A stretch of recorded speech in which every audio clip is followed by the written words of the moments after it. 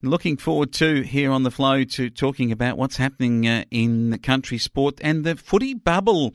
This is an interesting article because it talks of the problem between New South Wales and Victoria right now, where our country football leagues that are on the border, and you might have heard me talk about this yesterday on the Sports Fix, you've got 3,000 people allowed to go to a football game in New South Wales, but only 1,000 in Victoria.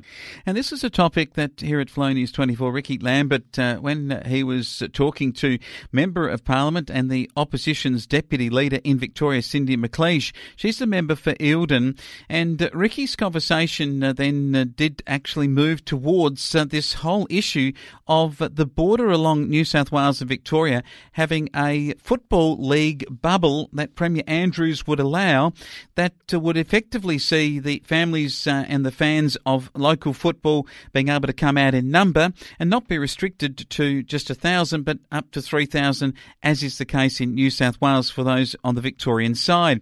Here's what Cindy McLeish had to say. It's important to understand, for the government to understand and recognise that if you live, on the river, and mostly on the river, not just the South Australian border, that people treat that as one community. They're across the border all of the time playing their sport in particular. And I know that we're looking at Wangaratta Football Club, Netball Club, the two clubs actually, the Wangaratta Magpies and the Rovers. We're looking at relocating to Corowa because they can get more spectators.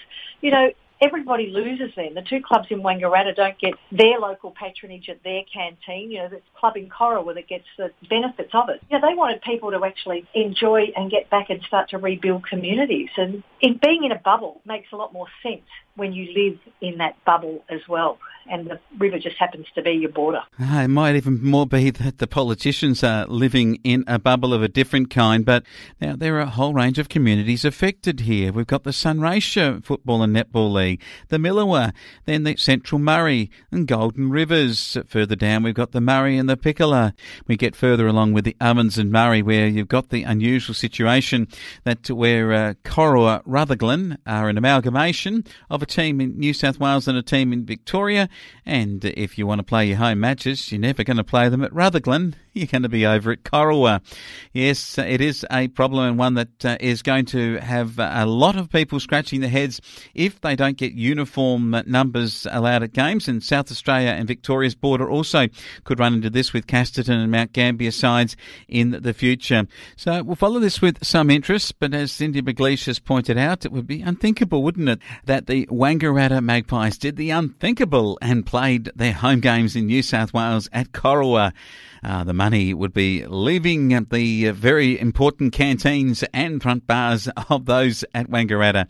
These are the kinds of things that people talk about in the country that should never happen, and one would hope that Daniel Andrews would see the reasoning of having an unlimited number of people being able to attend sporting fixtures along the border of Victoria and New South Wales, and the same presiding for both sides of the border.